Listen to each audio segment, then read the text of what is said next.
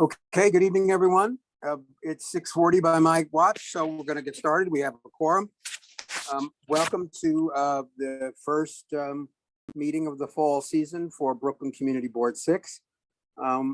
We didn't meet last month because there was no items on our agenda, and we were also waiting for a change in the rules that would allow us to be on Zoom for a little bit longer.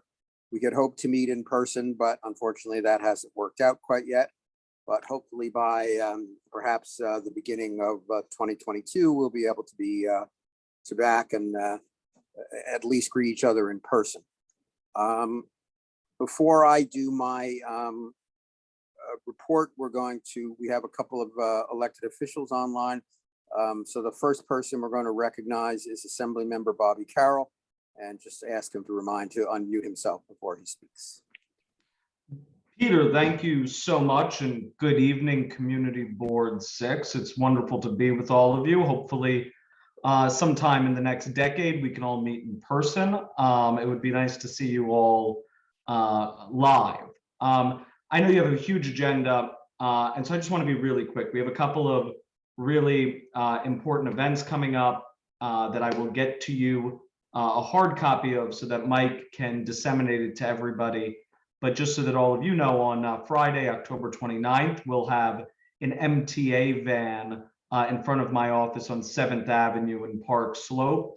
So if you're over 65 years of age, or you know somebody who's over 65 who'd like to apply for a reduced fare Metro card, they can do that there. We'll also have COVID testing there as well. On the next Friday, on November 5th, we're going to be providing free flu shots at Shepherd's Hall at the Holy Name Church in Windsor Terrace.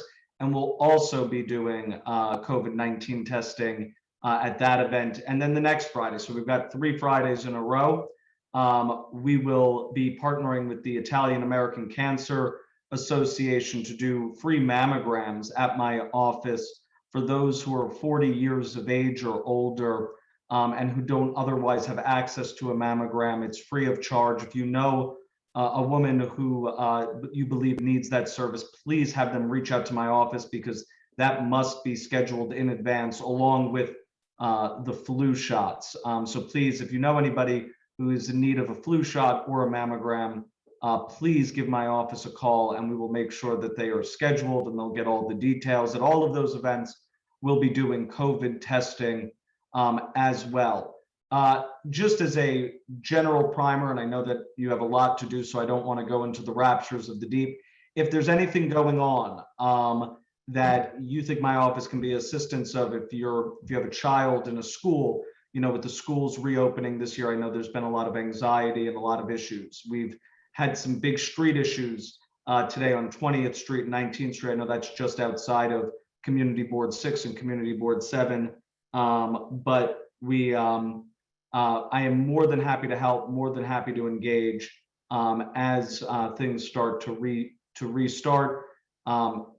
Last time we met, the governor had just recently resigned. Obviously now we've had Governor Hochul.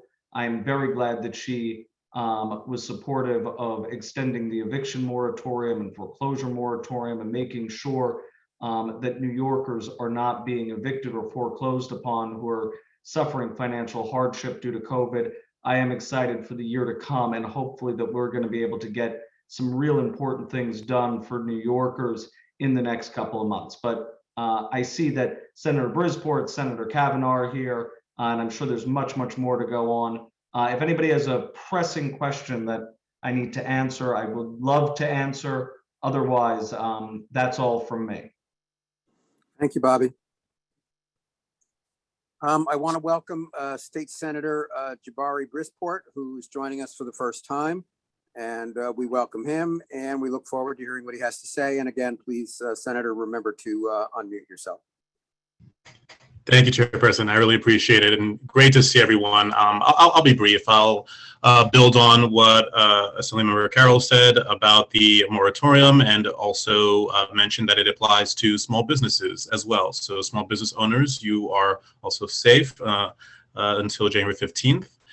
I want to also add that my office can help out with a variety of services. I do want to highlight that timely unemployment payments are still a statewide issue. So if you are having issues getting your unemployment, you are not alone. Please reach out to my office so we can help out.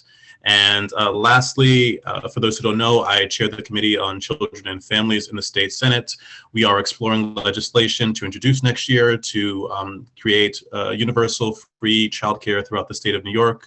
We are listening to providers and parents everywhere, all throughout the state, all fall through a listening tour. So if you are on this call and interested, if you are a parent or a childcare provider who wants to learn more, feel free to reach out as well.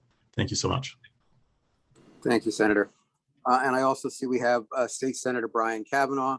I invite him to say a few words. And again, please remember to unmute yourself. Great, thank you very much.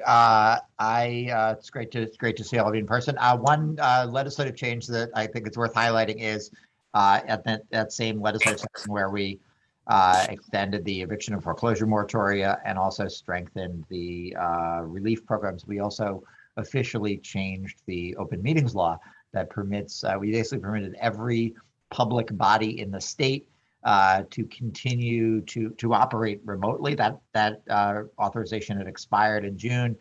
It is now in place through January 15th, and we will be back in session before that. So we'll have to assess whether we need to continue that.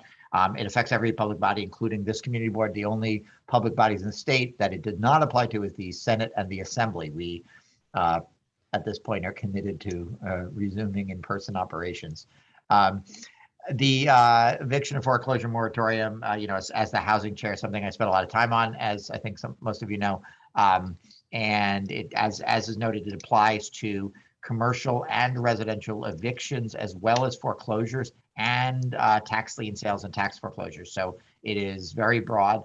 It was modified in each of those things to comply with a U.S. Supreme Court decision that said that the hardship declaration, which is the basis of these protections, must be something that the other party can challenge in court. So we added a provision that permits people to go to court and question whether the party seeking the protection actually has a hardship. And so one of the big complaints we had is that people might be declaring a hardship without any basis. So now, people should get their day in court if they're skeptical of that.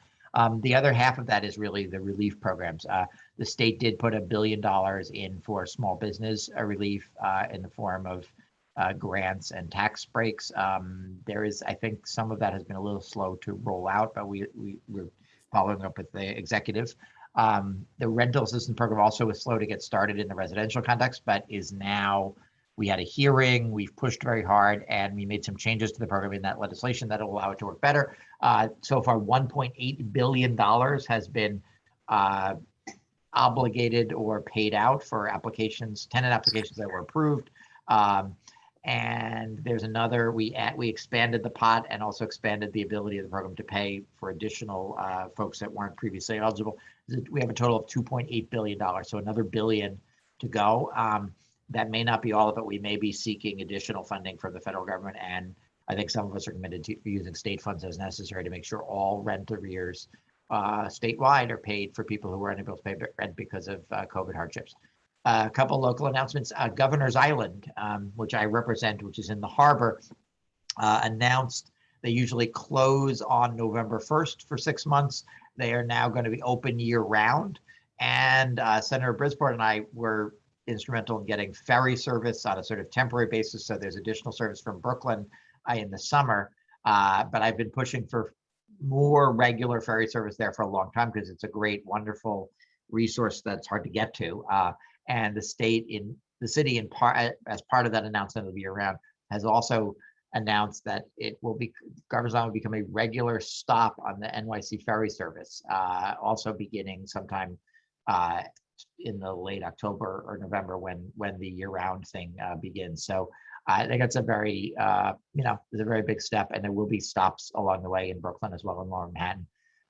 We're also doing a flu shot event with Joanne Simon this Friday at Langone Cobble Hill, and we're scheduling appointments. The best way to do that is to email our office at Kavanaugh at NY Senate or through Joanne's office.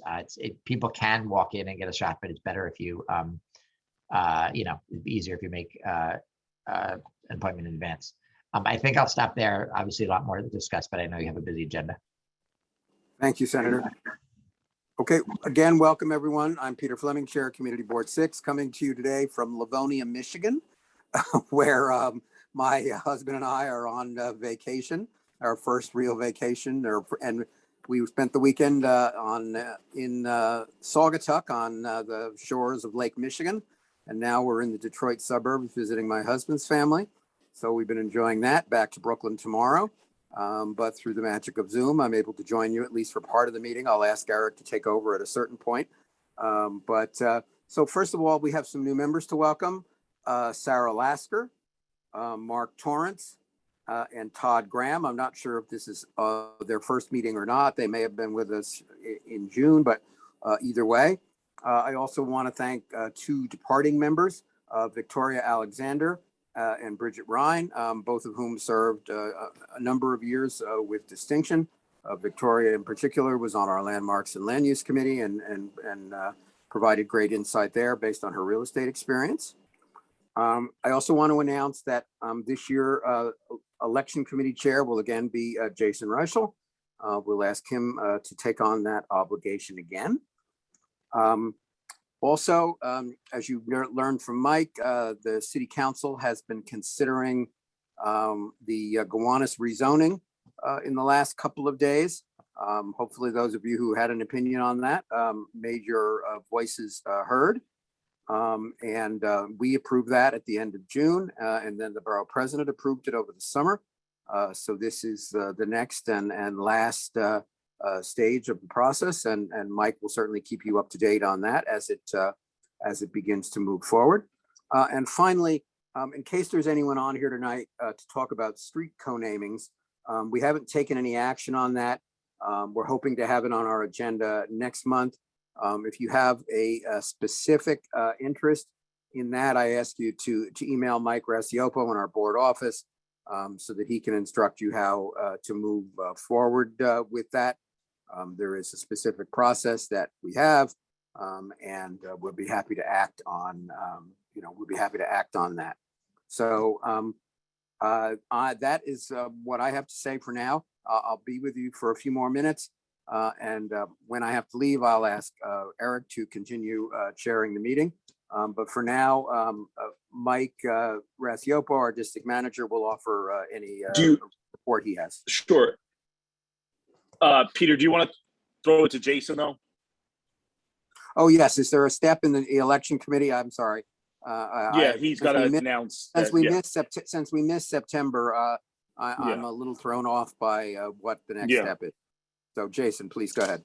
Sure. Well, it's good to see everyone back on Zoom. Most people have their camera on, which is a huge change from my work Zoom calls where I just see everyone's name. So it's good to see faces. Elections are coming up. The current slate of officers are eligible for one more year. So if you want to nominate them or anyone else would like to nominate someone for chair, first vice, second vice, secretary, or treasurer, please email Mike. Mike, if you can put your email address in the chat. Yes. This month, it'll be silent nominations. And then next month, we can make verbal nominations on the floor, and then we will vote in December. So please send your nominations to Mike through email, or next month you can do it during the meeting. And I will yield back the rest of my time. Great. Thank you, Jason. Mike, go ahead. Just piggybacking on what Jason said, yes, my email, and I'll put it in the chat, mike@bkcb6.org. I think many of you probably heard from me within the last few hours, as I often start out these. From the last one, was back in June 24th, when we voted on the Gowanus Rezoning.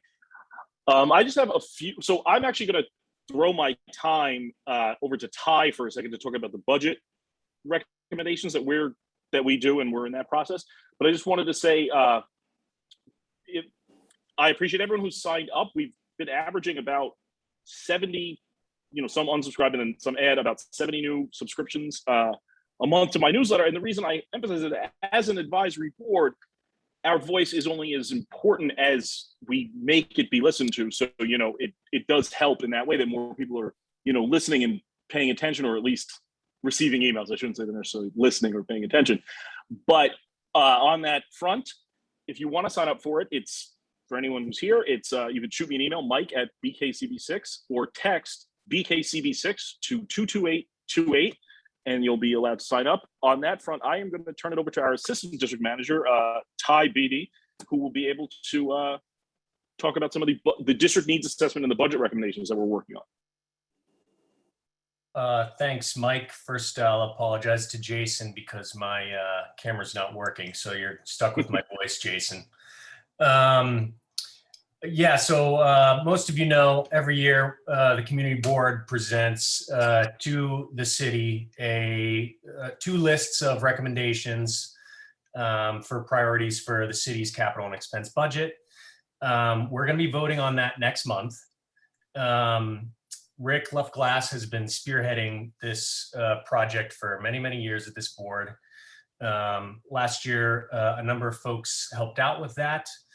So over the next month, myself and Rick and Samara Trilling, who is back with us from last year, and Rebecca Cobert, who I think has also volunteered to participate, we're sort of putting out a recruiting call right now. If you have any interest in this process, we're going to be reviewing our list from last year, changing a few things, adjusting a few things, probably participating in any number of conversations with interested parties throughout the community. So yeah, if you want to participate in that, or if you're just curious about it, please send me an email to Ty, T-Y, @bkcb6.org. We'd love to have you. This board has always had a complicated relationship with this project, but we're always trying to evolve the process and make it better. So we'd love to hear from some new folks, or some people who maybe haven't been with the board for a while, or maybe have specific interests. So again, please email me if you're interested in that, Ty @bkcb6.org. Thanks, Ty. And this is a critically important part of our responsibilities as a community board, and particularly given the institution of term limits for community boards, it's especially important that the younger members of the community board who are going to be on after they boot off, those of us who've been on for our life, a good part of our lifetimes, that you learn about this process. I mean, not that the district manager and the assistant district manager won't be there to guide you, but it's important that you have some experience. So if you can step forward to do that, we would certainly appreciate it. I'm going to introduce a city council member and soon to be controller, Brad Lander. And then when Brad is finished, I'm going to drop off the call and I'll ask Eric McClure to take over as chair in my absence. I'll be back with you literally by this time tomorrow evening. And, I will see you all in November. If you have any issues, please feel free to contact me either directly or through the community board office. Again, so Brad, please unmute yourself and speak. And again, I'll probably drop off when Brad is finished. Thank you all.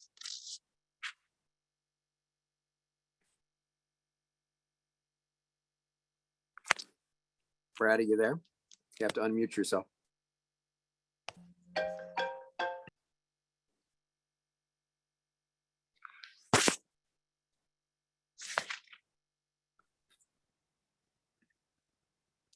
Hi there. I don't see Brad on the call. I'm not sure if I thought I did see him. I thought I saw him earlier, but I could be wrong. All right, I apologize. No So worries. we're just If Nicole's here, I think we should go back to no offense to Nicole, but we should go back to the regular No worries. agenda. I'm I gonna think it ask- says Leah, it's the way I put it in is that it says CM Lander Oh, okay, dash Nicole. that was That's what why. that was what confused me then. All right, I'm going to turn over the meeting. I'm going to turn over the meeting to Eric then and ask him to continue to chair. And I will see you all in November, if not sooner. Thank you. Thanks, Peter. Safe travels back. Thank you. All right, so Mike, at this point, we will go to the agenda then? Yes, we have the one landmark item, which Mr. Briggs, I believe, will be presenting Okay, so at 231 Baltic. great. David, take it away. I will. Thank you. So we have one application for 231 Baltic, as Mike said, a certificate of appropriateness to replace an existing brownstone stucco balustrade at the stoop and front yard with a cast iron railing, reconfigure the front yard by relocating the steps, rebuild and extend the existing rear extension, and installing solar panels and a deck and bulkhead on the roof. This is the first drawing. I'll just note now that you're going to see some window details in here, which we did offer an opinion on. It was not part of our review, but we felt it was our place to sort of give a suggestion. So you can see, yeah, okay, thank you, Ty. So that's the view of the back of the building. And then that's a map, and you can see down the bottom of the sheet there where the property is located. Ty, I don't know if you could, yeah, thank you. You could circle it. Go to the next sheet. A nice axonometric there where you can see the bulkhead, which is shaped like a triangle, and then the dashed lines representing the solar panels. And if you look at the extension, it's just essentially the same width, but just extending out another 10 feet into the rear yard. Next slide, please. Just sort of another site plan there that's Ty is circling. You can see the addition there in the backyard, just extending out further. Next. Just different views from the street of the property. Just note in the right photo, the wall there to the left of the stoop, and it's currently brownstone that's coming out. Or the applicant's proposing that be removed and replaced with cast iron. Next slide. So the upper left photo and the upper right photo, the ones that were really relevant to our review in terms of the entry area, the existing conditions. The lower photos have more to do with the windows and the fact that they're in bad shape. Next slide. So this is the existing elevation. Again, you can see the brownstone wall into the lower entrance underneath the stoop. Next slide. Okay, so here I'll just talk briefly about the windows. You'll see on the right that it was 1/1, and on the left there was 2/2. Again, this was not part of their the public application, but we did offer an opinion on this. At the bottom, you can see the proposed cast iron fence. Go to the next slide. And you can see in the lower right plan there, the front areaway that where the gate into the lower entrance is actually in the middle, where traditionally, as we pointed out in our review, it's over closer to the stoop itself. But otherwise, a fairly traditional looking cast iron railing that matches others on the block, and they're also replacing the railing up the stoop as well to match it. Yeah, next slide. Right, there's some samples on the block. Next slide. Window details. Next slide. So this is the back of the house. This is the existing extension. You can see the 4 windows on the upper level and then 3 smaller windows and a door on the lower level. Go to the next slide. Just some up close conditions of the deteriorated conditions back there on the wall, coating and a little bit of the brick as well. Next slide. And so on the left is their proposed extension once they extended out the 10 feet. And on the right is now the a drawing of the existing rear elevation. Go to the next slide. This is Ty, what am I looking at here? Actually, is this just the extension, the side of it? I guess that's what it is. Yeah. Okay. Yeah, I think that's correct. Yeah, it's just brick. Okay. I don't remember. Yeah, I don't remember talking too much about this drawing at the hearing. All right, go to the next slide.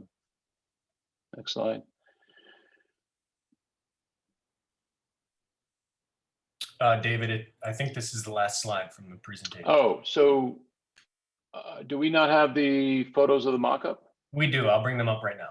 Okay, because yeah, the big thing here, I think, well, one of the big things was the solar panel array on the roof.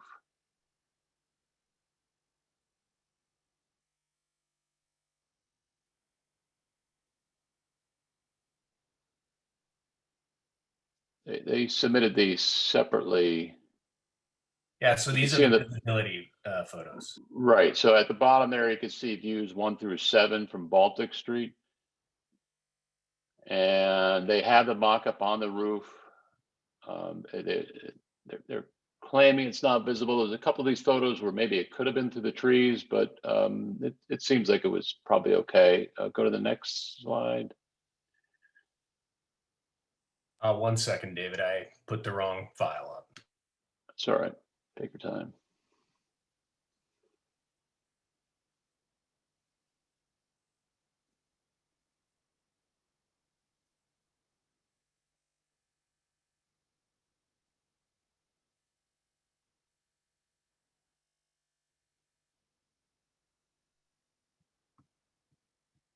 Okay. Oh, this is great. So you'll see they did mock up the solar array and the bulkhead. We gave them a little bit of a hard time because, as you'll see, the orange mesh only extended halfway up the bulkhead, and their excuse was a little bit lame. The contractor ran out of the orange mesh, as I recall. But you know, as far as the photos they provided from the street, it does seem, and if we go back to the building section, if anybody wants to see that, we can look at it. Ty, you can leave this up here for now. But on the plan there at the bottom, you can see where the solar array is going to be, and some new HVAC equipment behind it, as well as the bulkhead on the, I guess what I would say is the south side of the roof, so the top of the roof there, plus a very small deck would be overlooking the extension, which is not shown on this plan. And is that it, Ty, for this drawing set? Yeah, that's it. Okay, so comments that we had were, I'll just reiterate them again. We noted that the cast iron railing usually has a gate over the right side close to the stoop. We didn't like the fact that the mesh on the mock-up did not extend to the top. And it was pointed out, actually, let's go back to the rear elevation. Sorry, Ty, I should have pointed that out when you had that up there. Jerry brought this up, the spandrel, we wanted that to be sort of a little bit heavier. We also just added a recommendation that we preferred the 2/2 window pattern. Thought it was more appropriate. So just, yeah, go back to so that's it. So over there on the left, there's a pretty narrow spandrel, and it almost looks like a 2-story space on the proposed rear facade and the extension. So we asked them to beef up that spandrel so it had just a bulkier presence. But otherwise, it was approved unanimously, just with that being the only comment. And then we just added the thing about the 2/2 windows. And we did have quorum. Any questions? Great, thanks. If folks would use the raise hand function, it makes it easier to recognize you. Jason? Yeah, And are then- they removing the fire escape? Is it on the drawing? Let's go back to the drawing real quick.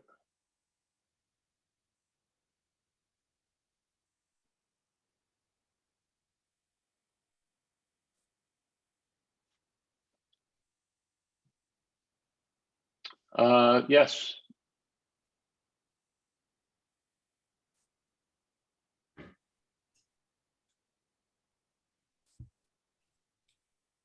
Jason, anything further on fire escapes, or does that, I mean, are we okay with that? yeah, it's not required for that type of residence. Okay. Angelica? Just a quick comment on the solar side. It's hard to tell what the dimensions are, but it looks like it might I don't know if CWB mocked that up or if a solar installer did, but it's not quite in compliance with FDNY code, so they might have to go back and revise So- that. So That's exactly right. And I Mhm. brought that up because I'm doing one somewhere else now. And they admitted they had not got it approved by FDNY before they came to us. And I said, well, you should have. So they need a 6-foot pathway, as you probably know.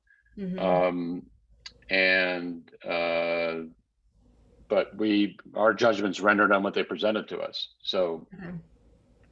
but that point was raised, and it's I'm glad you're reinforcing that.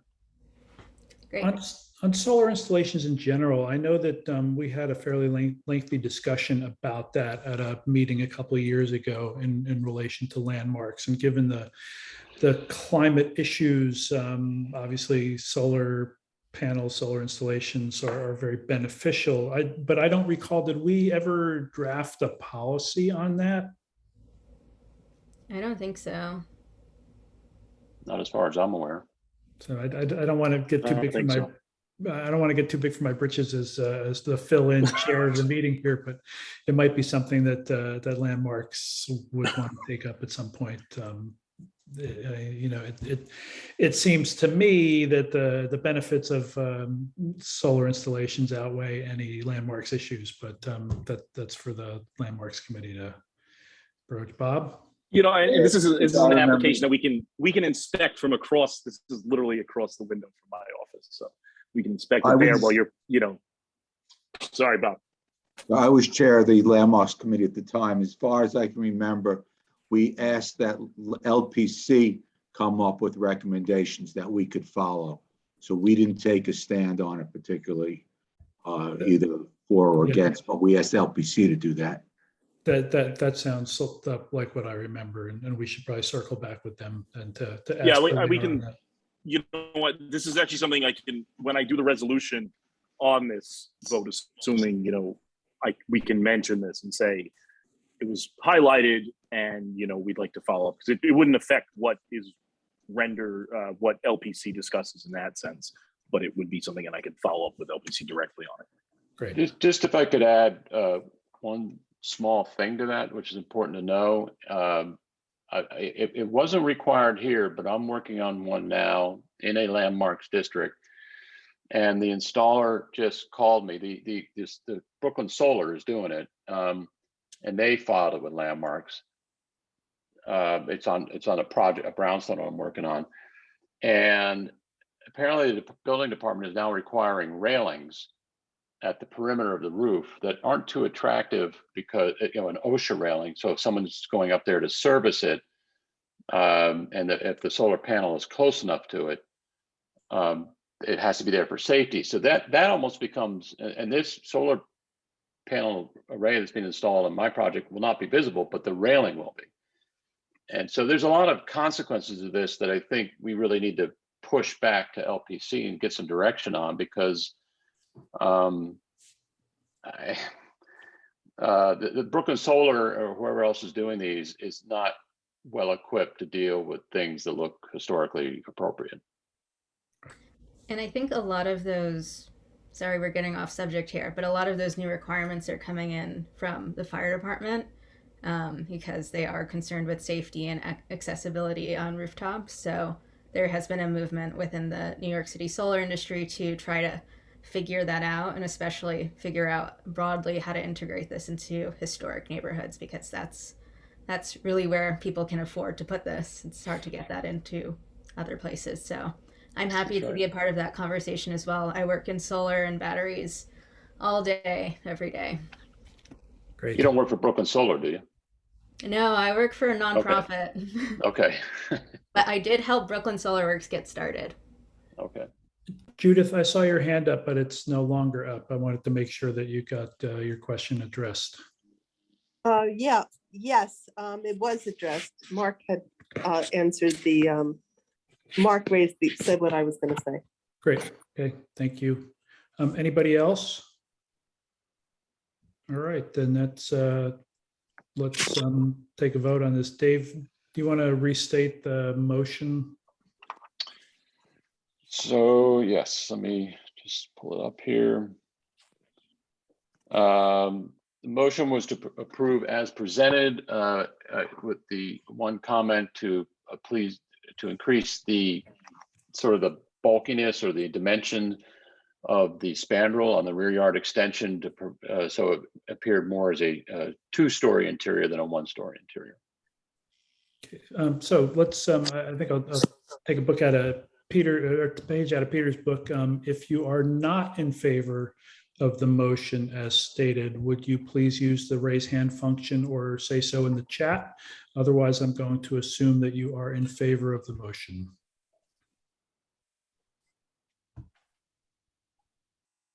So I don't see any hands up or anybody in the chat opposed. Any abstentions? Okay, then the motion passes unanimously. Thank you. Thank you. So the 26 Tompkins Place, you guys did not get that did not get reviewed? No. Okay. So Mike, that's it for our official agenda tonight? Indeed it is. Yeah. Okay.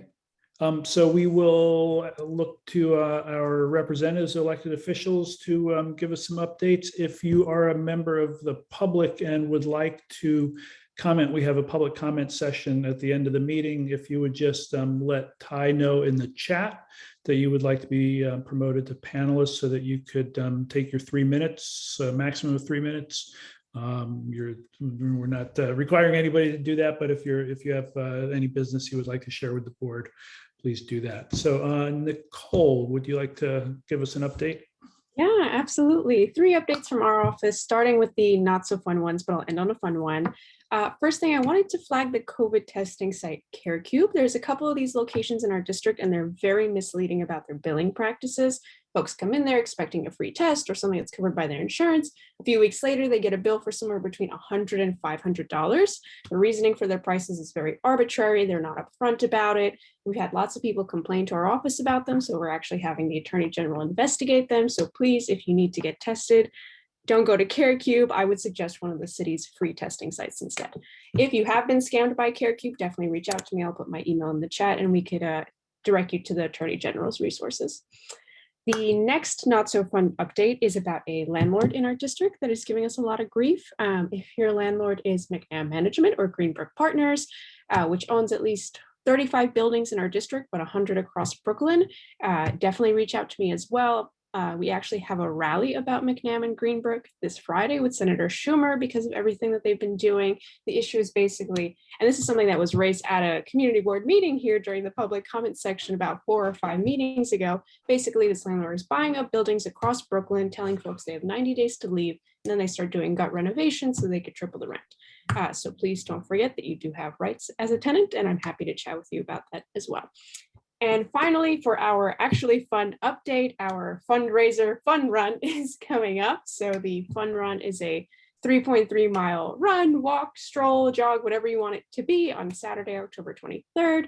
It'll start just outside the LaFrac Center in Prospect Park. All the proceeds from the registration fee go to Title I needy schools. So if you're interested, I'll put the registration link in the chat, and we also really need volunteers. So if you're interested in volunteering, please reach out to my coworker, Laura, who's organizing all this, and I'll put her email in the chat as well. That is all for me. Thanks, Nicole. Donna Newton from Assemblymember Simon's office. Hi, everyone. It's good to see everyone again. I hope you had a great summer. I'm going to be really brief because a lot of the stuff that I was going to talk about has been covered off on, but just let me reiterate that we are doing the free flu shots on Friday. We do have some existing appointments, and we do recommend that you schedule an appointment by calling either Senator Kavanaugh's office or our office. We're happy to accommodate you. And also it was mentioned that it's breast cancer awareness month this month in October, and Bobby Carroll's got a mammogram van coming up, but if you missed that one, we have one coming up as well, and that will be on December 3rd. We are taking appointments for that, and we have limited appointments starting tomorrow, so please give us a call if you'd like to schedule an appointment for that. And I'm going to look into, I saw that there was a comment about gender with regards to providing mammograms, and that's on my my list to look into tomorrow. So hopefully we'll be able to provide them to anyone who would like to have one. I wanted to mention about absentee ballot requests, which must be in by the 18th of this month. So if you are planning on being out of town, or for any other reason that you would need an absentee ballot, we really suggest that you get that request in as soon as possible, and certainly by the 18th. Senator Kavanaugh mentioned the landlord rental assistance program. So that is something that that for all of the landlords out there whose tenants did not put in for ERAP, you can absolutely have assistance from the state through this program. And once again, reach out to us and I can put the link in the chat. We are also collecting Halloween costumes for Gowanus Mutual Aid in our office, and we're doing that through the 19th. So if you wanted to donate a new or very gently worn costume for someone, you can make someone's Halloween happier if you do that. And there are several other locations where you can do that as well. Finally, Joanne says hi to everybody, and she wanted to let everyone know that she is very honored to have another 100% rating from the New York League of Conservation Voters across the state for their environmental scorecard. And stay healthy, everybody. Enjoy the fall, and I'll see you next time. Thank you, Donna. Matt Baer from Senator Myrie's office. Hello. Just a couple of quick items. A lot of what I was going to say has already been said about absentee ballots. Senator Myrie has been holding, as the chair of the State Senate Elections Committee, has been holding hearings across the state on elections reform and voting rights and ways to reform the New York City and state boards of election. We kicked it off in Brooklyn at Medgar Evers College and have had hearings around the state and are going to be putting out a report with some recommendations a little bit later this fall. Donna already mentioned the absentee ballot deadline, which is October 18th. For online or mail requests in person, if you so choose, you can go to the Board of Elections in person and request an absentee ballot by November 1st. Senator Myrie's office recently participated in a meeting about Grand Army Plaza with the Plaza Street Block Association and some other electeds as well in the neighborhood, just to talk about some of the traffic issues happening there, some really serious safety concerns related to traffic and pedestrians and cyclists. And so we will be continuing conversations with DOT regarding that. We have a number of Thanksgiving turkey giveaways happening around the district in the next few weeks or closer to Thanksgiving. We have 5 different events, and I'll drop those in the chat. Helping a lot of folks with ERAP applications, with small business pandemic recovery grants as well. And so if you own a small business or know someone who does, that I know is a program that has been undertapped by folks around the state, and so that is grants from $5,000 to $50,000 for small business relief. And lastly, our office is hosting or still doing in-person appointments. I will drop the link to schedule those in the chat. But if you live in our district, which intersects with Community Board 6 along this kind of snaky part from Grand Army down to South Slope, our office is on Nostrand Avenue, and we would love to see you and help you with anything we can. That's all from me. Thanks, Matt. Next up, Dan Wiley from Congresswoman Velasquez's office. Great, thanks, Eric. So yesterday was the marathon Gowanus Rezoning testimony before the Land Use Committee and the City Council. I guess you guys might have talked about that a little bit. We submitted comments from Congresswoman Nydia Velasquez, and we gave Community Board 6 a shout out. The 2 minutes was kind of a harsh cutoff, so I did want to say the part I wasn't able to say at the end, which was I had mentioned that the city is a little bit out of compliance with many of EPA's latest orders on CSO controls. Yet for the purposes of their EIS, the city assumes that those measures are a done deal. And the city had in July responded to EPA that it can't meet set deadlines for completing the tanks, though of course part of the ULURP yesterday was about the Owl's Head tank siting process. But they also said they couldn't come up with monitoring and reporting requirements. And we have yet to see a final update on this position. The city DEP negotiating with EPA on its orders and quote, continuing future discussions doesn't cut it.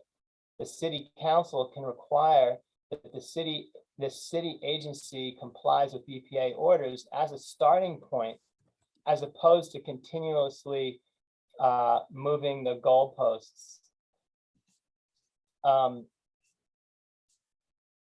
The city council should require the city to fully comply with EPA's Superfund orders as a condition of the rezoning.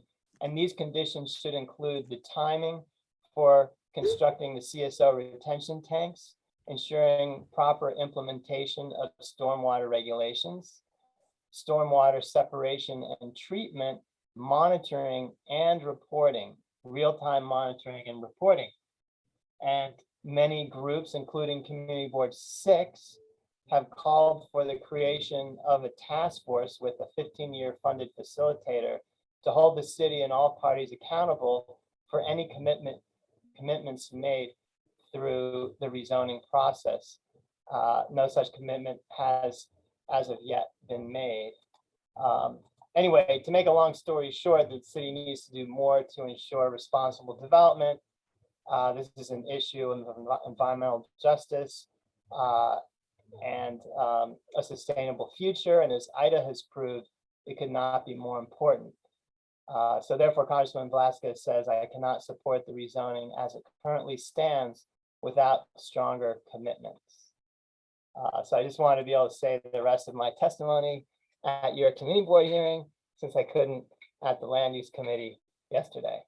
Also, speaking of resiliency, I'm sure someone announced that tomorrow night, DDC, the Department of Design and Construction, has a Red Hook Coastal Resiliency update meeting for the community on its 30% design for battling off a 10-year storm in the Red Hook Peninsula. That's a Zoom meeting like this. It's from 6 to 8. So you guys should have that flyer. I'll post one around by email just to make sure people have the link. But that's happening tomorrow. So that's the biggest stuff I got right now. Great. Thank you, Dan. I think that is it for elected officials representatives. So we'll now move to the public comment session. I see Sonia Banegas and Jackie Goldzweig have your hands up. Hope I'm pronouncing your names properly. And then I know that Dave Briggs would like to speak as well. So let's move to public comment.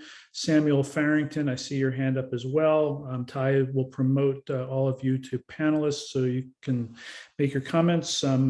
Unlike the City Council's Land Use Committee, we're going to give you a 50% bonus. So you have up to 3 minutes, but please keep it to that limit. And let's see, I think we'll start with Sonia. Hi, good evening, everyone. Thanks for letting me make a quick announcement. I'm an outreach coordinator at a city agency called the Civilian Complaint Review Board, or the CCRB. We conduct presentations to let individuals in the community know about the agency and the fact that we exist. So we investigate complaints about police misconduct, and that can look like the use of unnecessary force. It can look like allegations about abuse of authority, like searches or searches without cause. It can look like discourtesy, maybe an officer swearing at someone, or using grotesque gestures. It can look like an officer using offensive language, which is never appropriate. So language that has to do with my race, my ethnicity, my religion, my sexuality, disability status, or anything that has to do with my sexual orientation or what they perceive to be parts of my identity. And also, we do have databases on our website for the CCRB. So I personally really enjoy giving presentations or just showing people how to use the database. So you can look up the number of complaints in your local precinct. You can look up what the complaints actually are, so you can see trends. And also when it comes to our database regarding members of service, so which officers have received complaints against them, what the allegations were, the outcomes, and also what the discipline was. So I saw in the chat that someone asked for me to share the website. I will definitely do that. And I'll also share my contact information. Thank you very much, Sonia. Jackie, you have 3 minutes. Hey, y'all, can you hear me? Yep. Hi, my name is Jackie or Jacqueline. I grew up in Brooklyn. I live on Park Place, so I think I'm right on the border of CP6. I'm joined because I think I've been on Mike's listserv for a few months now, and I learned that you guys have control over bike lanes, and I'm a pretty avid biker and have been almost hit too many times now. It's incredibly dangerous for bikers on 7th Avenue, on 5th Avenue, on 8th Avenue, on Smith Street. I'm sure you guys, I don't know how many of you bike, but cars, it's insane. It's so bad right now. And so I wanted to talk about my experiences being passed by cars, going way too fast, being doored. Thank God I've been wearing a helmet because there are potholes everywhere. And I don't know what projects are in the making now for bike lanes. It's great that there's now a bike lane on Flatbush, down by the library, and protected bike lane on 4th Avenue. But just wanted to talk about how bad my experiences are and see how one gets involved with you guys in your transportation policy. Work at Legal Aid in my professional sphere. Jackie, thanks very much for sharing that. I would suggest signing up for the listserv for our transportation committee, which is a place where we deal with transportation, bike issues, driving issues, and we meet pretty much every month. We always welcome members of the public to come. You can apply to become a public member, or eventually, if you want to, if you have the interest to join the full board, but would love to have your participation there. So. Thanks for sharing that. Next up is Samuel. You have 3 minutes. Hi, I just wanted, this is a quick one, I think. I just wanted to comment and raise a concern that I have. There's a venue, it used to be called Slope Space. It's now, doesn't appear to have a name, but they've been hosting parties it's on 5th Avenue on the corner of 6th Street, or right around the corner from 6th Street. And there have been a number of noise complaints raised about them. They're currently applying for a liquor license, and it's my understanding that they want to convert the space into a bar. I'm concerned that it's going to have a negative impact on the neighborhood. There are already a lot of bars and restaurants in that area. And I was wondering, so I have a question here, which is there anything that I can do and that the other residents who are neighbors can do to try to address these concerns? Thanks, Samuel. Mike, you want to address that? Well, I'm not familiar with this applicant or this pending applicant, but certainly they will want, if they are applying for a liquor license, they're going to have to notify surrounding areas. They're going to have to, including yourself, and then we will have a hearing, and then from there, and also I will say, I don't jinx it, but I think that we generally have the most influence when an applicant first comes before us than when they're renewing. I'm not familiar with the unnamed, I think you called it Slope Space, and now it's something else, and in the corner. Yeah, but anyway, called 3 390 Social. It's Okay, 390 Fifth Ave. I'm not that social and I don't know the place, but I guess the point being that, so feel free, feel free to shoot me an email, and if you have neighbors that are concerned about this, we'll happily coordinate, to make sure you know when the meeting is. They are going to have a legal obligation to inform you of the meeting. Like they have a posting that says when the meeting is and that sort of stuff. But on top of that, we'll make sure you know about it and you can voice your concerns, and you and your neighbors will be able to speak with and to and ask questions of the applicant. And then the committee makes a recommendation on it. But I know as the former chair of that committee, I can certainly tell you that I don't think an applicant like this, if these concerns will certainly be a central topic of such a meeting. Hey, Mike. Yeah. I just recently received a 30-day notice for this. I just looked it up in my email. Thank you, sir. They're going to be on the agenda on October 25th. Yes. So they will be on, and we'll have a Zoom meeting on October 25th. They'll be one of the applicants. We'll make sure that you're on the meeting. Please be prepared to speak about what issues you've seen there and what you'd like to see be done. Bob?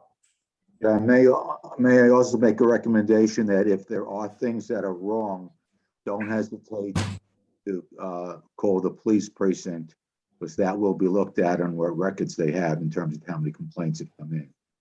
So you should be doing that if they are breaking the law. And more importantly, call 311 so that there is a documentation of the complaint. You call the police department. That nobody makes a record of it. If you call 311, the police department gets it anyway, and there'll be a record on the city system. Document everything you can, and make sure we have that information before they come to the Permits and Licenses Committee meeting on the 25th. Daniel, you had your hand up on this topic? Actually, Glenn just took care of the issue, because I'm not sure that the committee that's entertaining the application was actually identified previously, but it's the Permits and Licenses Committee. Yes. Great, thanks. Okay, Samuel, thanks for that, and please do take part in our meeting on that. Your perspective and your neighbors' perspectives will be very important and welcome there. Noah Atchison. I just had a quick question. I was over the summer on a joint CB6, CB7 meeting on the last mile delivery centers growing up in Red Hook. And I know that at the end of that meeting, it was mentioned that there might be a sort of follow-up hosted by CB6. And I was just wondering if that was happening. We have not scheduled any follow-up to that meeting. We continue to be in touch with the Department of Transportation and other agencies about the issue. But we will certainly publicize it if we do schedule a follow-up meeting. Thank you. And then we have one more public comment that's from Thibaut Vatter. Yeah, hi. Thank you. Sorry, I heard someone talk about this noise complaint, and actually that's also my first time attending, and the reason I attend is about the same issue. I was trying to put him to bed, but I could not, so I'm back here. So yeah, this noise issue is a kind of big thing, and they are pretty much keeping us awake at night, and I could not follow where should we kind of take our complaints to. I did not I was not able to write down the email we should write to. And the issue is, it was suggested that we document complaints. The thing is, to be honest, we've gone to talk to the owner, who is also the guy owning the Cella and Barcudo. And the thing is, they've kept assuring us that they would not do that again. And sorry.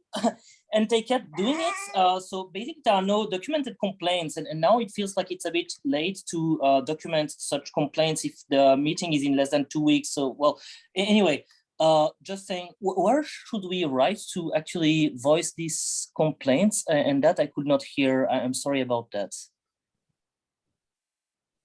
Okay, I got the info in the chat. Okay, Mike at, all right, wonderful. Thank you. So sorry for the crying baby. I'm going to put him back to try. That's okay. Thank you. Thank you for that. And also, I would urge people to contact the local elected officials too. I did not catch the address, but. So it's 390 Fifth Avenue, and they are, well, I mean, weekends are okay, but like it was in the middle of the night at 1 a.m., music blasting and waking up all families. So it was pretty bad. Sorry. All right, but I will contact the email that I received. Thanks a lot. Sorry Great. for. Not at all. Thank you. And sorry for the noise problems there. All right. I think that is it. Glenn, I see your hand up. Is this for new business or I think? No, I wanted to respond to Thibault to try to get more information. It might be worth letting the operator know that this is going to be taken into consideration when they come to the Permits and Licenses Committee meeting, and they might want to moderate their behavior and show that they're capable of that, so that any of the neighbors that come can attest to the fact that they corrected their behavior, which will be taken into consideration. Yeah. Okay, I see. Well, then I will go to talk to them again tomorrow. It's just like it happened again this week. And so I was notified that there was this board meeting basically today, or yesterday. And so, well, that's kind of like happening right now. So, but I will notify them again that they should somehow be careful about that and be good neighbors, because that will be taken into consideration. That's, thanks for the advice. Sure thing. Thank you. All right. I have Dave Briggs for public comment, and then Jerry Armour for new business. Dave? Yeah, thanks, Eric. So this is a different noise complaint, and it's about the helicopters. And I don't know if this has come to the community board before, maybe before my time or maybe during my time, but I feel recently they've gotten very loud. And I was sitting just over there a couple Sundays ago, and there was a helicopter, maybe it was over the BQE or something, just hovering for 2 hours. And I know there's a lot of private transit happening out to the Hamptons now, and I think we must be under the flight path, but there's technology out there for quieter helicopters, and and maybe I'm just getting older and getting less tolerant, but I just wanted to put that out there. It's just loud, and it doesn't seem like it has to be. So yeah, I will join David in that complaint, because I've noticed it too, as have others. They seem to be flying lower than they ever have before. And yes, David, they're going right over your and my backyard. Yeah. Yeah, Well, helicopter noise is a citywide issue that has gotten a lot more significant, I think, over the last couple of years. Nicole just posted the petition that you can sign into the chat, and I know that helicopter noise has come before the community board in the past, to the transportation committee. Congresswoman Velasquez has introduced legislation in Congress which we supported. Yes, which we supported. Thanks, Mike. Which would limit flights to essential flights and basically put an end to the kind of sightseeing trips. So it would not affect something like news helicopters covering a traffic fatality, as Paul posted in the chat.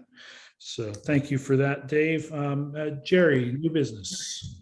Yeah, I'm not sure this is really new business, and I didn't want to take up time when our elected officials, especially state elected officials, were making their comments and reports.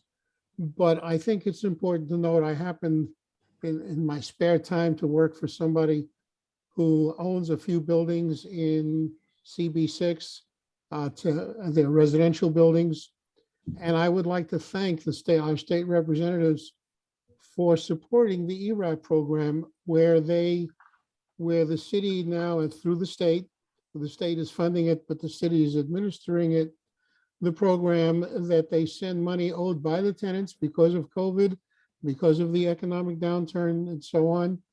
And they basically pay the arrears of the tenants. And in some cases, they're paying not only the arrears, but 2 months ahead, which is giving the tenants time to get back on their feet. And I would just like to thank our elected officials for doing this. It is something that keeps both tenants and landlords, keeps tenants with shelter and a roof over their heads, and keeps the property owner able to maintain his property. I think it's something that we should, the state and our state representatives should look at more often than just in this COVID emergency. And that is to help tenants who are really in trouble. Because it comes full circle. They get evicted, they become homeless, but the property owner has to deal with an arrears, which cuts into their maintenance of the particular building. So I think it's something that our state reps and maybe the city reps should be looking at in the long run to put together a much better and much more active program than just waiting for another pandemic. That's it. Thanks, Jerry. Well said. And yeah, it is really a critical lifeline to so many people. So I think that concludes. Can I got one thing. This is Roy. Leroy. Go ahead. It's just to jump on what Jerry was saying. I just want to jump on the state comment. One of the things that I know we're doing in my job, but it's something that I have passion for, is the fact that our red light cameras and